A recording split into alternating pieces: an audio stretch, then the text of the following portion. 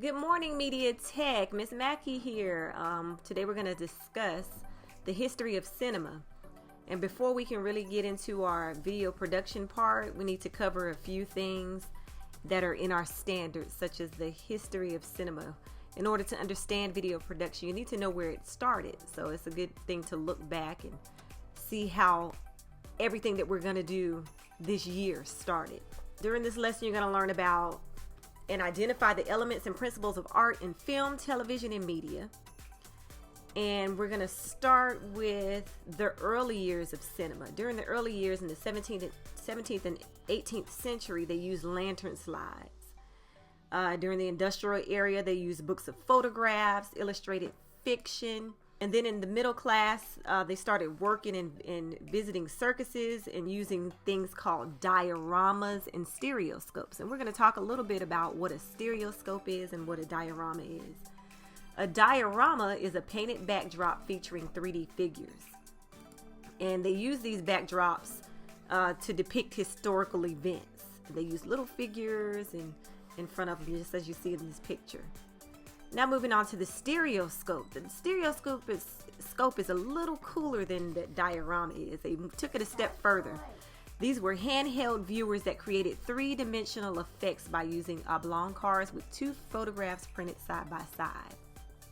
This was invented in the 1830s.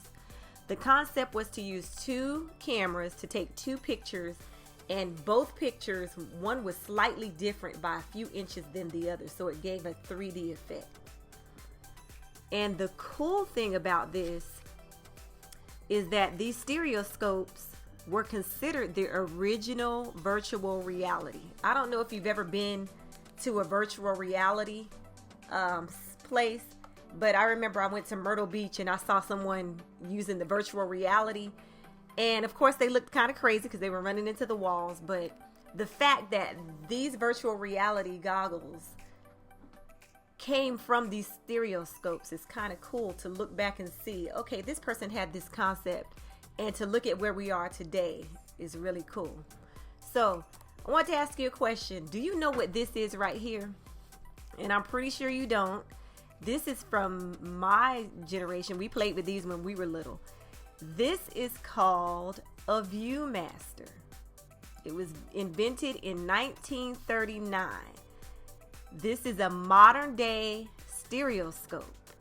Remember, back in the day, they used the stereoscope. They put two pictures side by side. One was slightly different than the other, and it gave a 3D effect.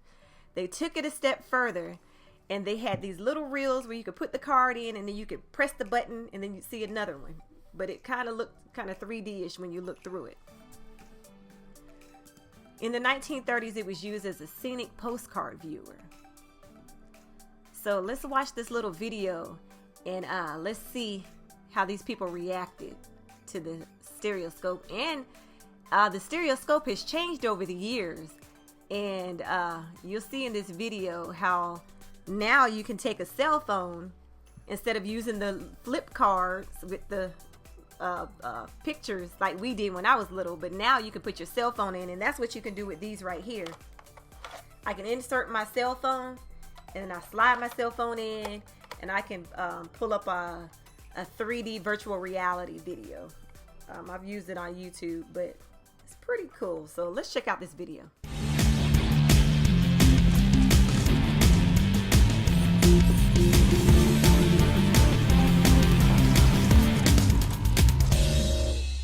So in today's episode, you are not reacting to a video. Oh, okay. Instead, you're reacting to this.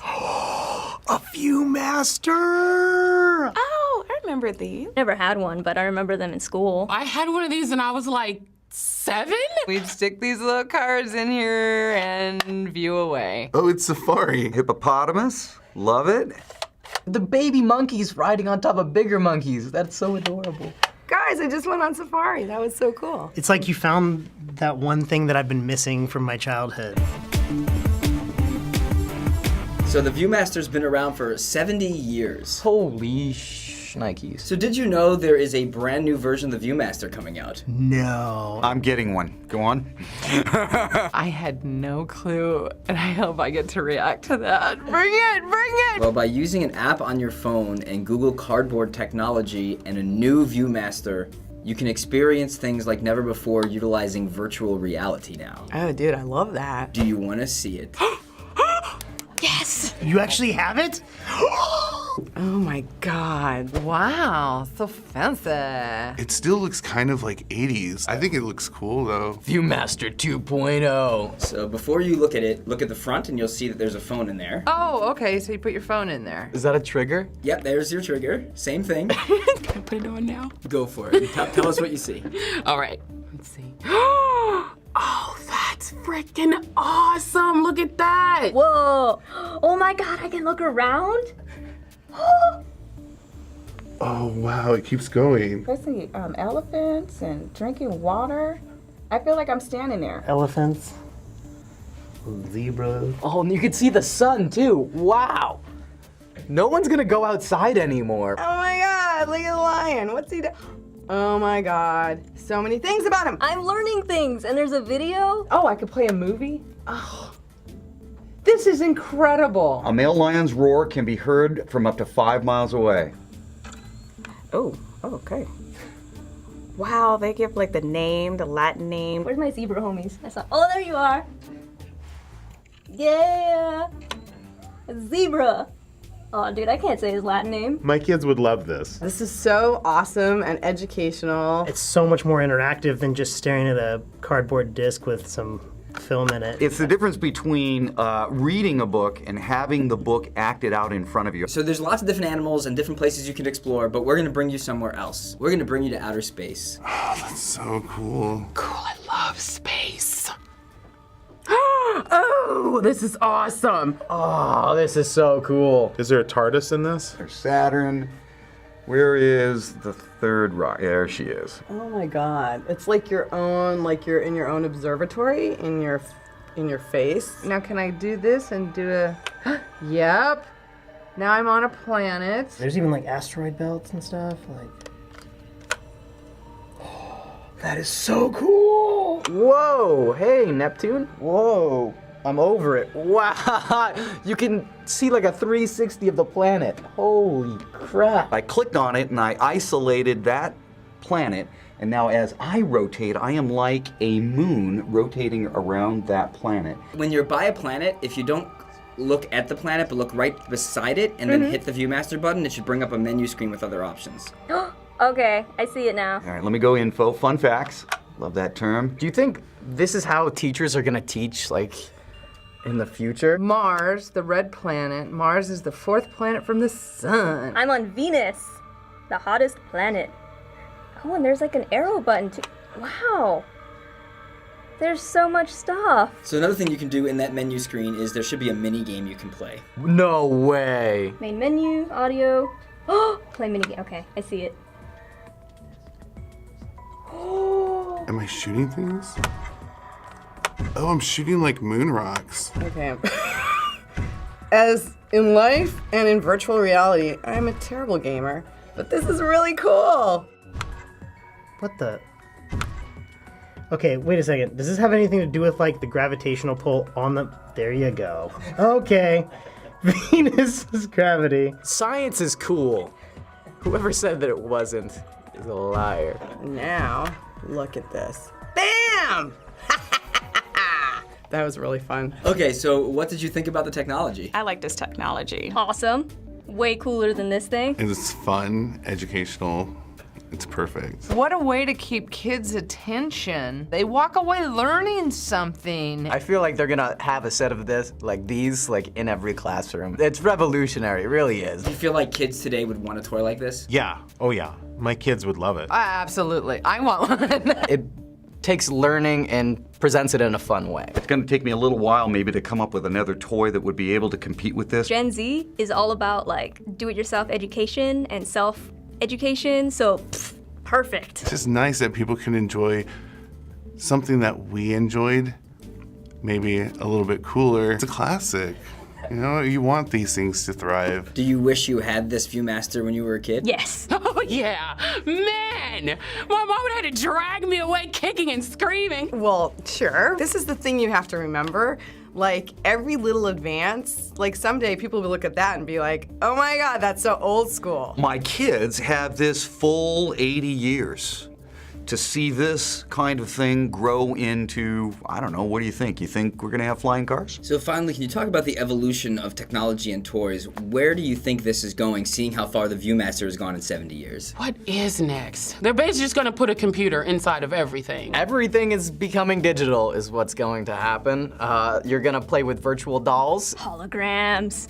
Totally. Can you imagine, like, if you went to class, they had, like, old history figures come in your classroom as, like, holograms and talk to you? That would be way cooler than just sitting there, like, in a lecture. Are they going to be able to fully put themselves into that game? Are you actually going to feel what it's like to be in, you know, to feel what it's like not to have the gravity on that planet? And these kids are the ones that are going to create that. That's the thing. They're the ones that are going to see this. I can make that better. And they're going to be the ones that take it to that level where we can't even imagine right now. So the cool thing about this is I have a virtual reality app and I'm able to ride on a roller coaster. It's pretty called Wipes, but this is pretty cool. You can look around and see all the different, right now I have it in VR mode. I don't know exactly which one I'm in right now, but I'm pretty sure most of you have done virtual reality before. So that's just a cool contraption that is a byproduct of the stereoscope. This is the modern day stereoscope, and technology has allowed us to advance it to where you can use your cell phone. So once again, this is called the VR1 Plus, Virtual Reality Plus. So I'll bring this into class so we can see how that works. But just think about it. These people had that kind of idea back in the 17th century, just to see where it is today. All from a viewer, 2 cameras, and 1 picture was slightly different by a few inches. They came up with this whole 3D photograph effect that has now become virtual reality. So this is one of the starts of where cinema came from, and of course even more things were invented, such as the phanatoscope. I think that's how you pronounce it, phanatoscope. That's a long word, I can't pronounce it. So now we're going to move from still images with our stereoscope. Remember, it was 2 images side by side that were slightly different and it created a 3D effect, to motion pictures, which is what we have today. So first, scientists had to realize that the human eye can perceive motion if a series of slightly different images is placed before it in a rapid succession. Second, they had to realize that these fast-moving images needed to be projected onto a surface. Then the ability to use photography to make successive pictures on a clear surface. Phanatoscope.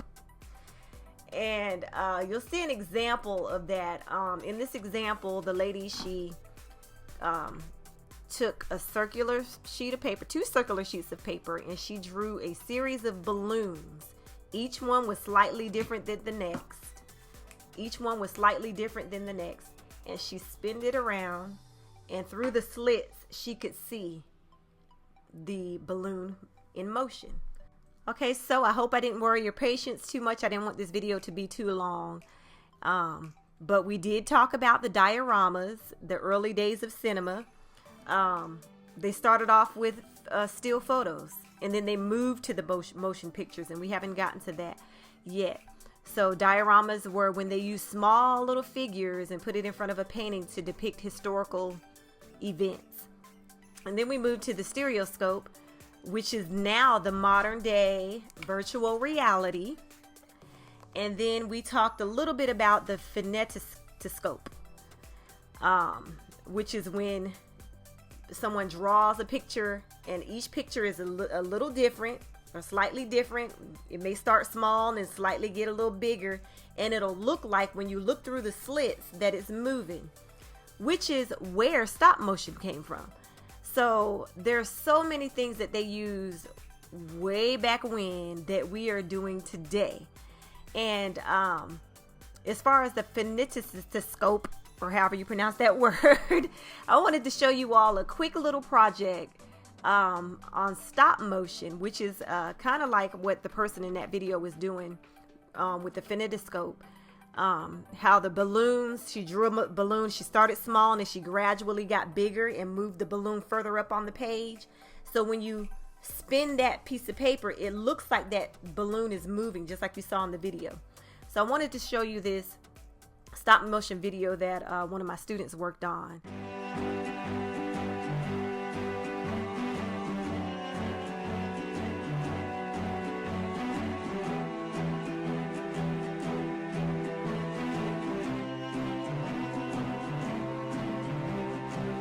Just think, that came from that concept that they had way back when. So you do have an assignment. We're gonna research a little bit about the ViewMaster.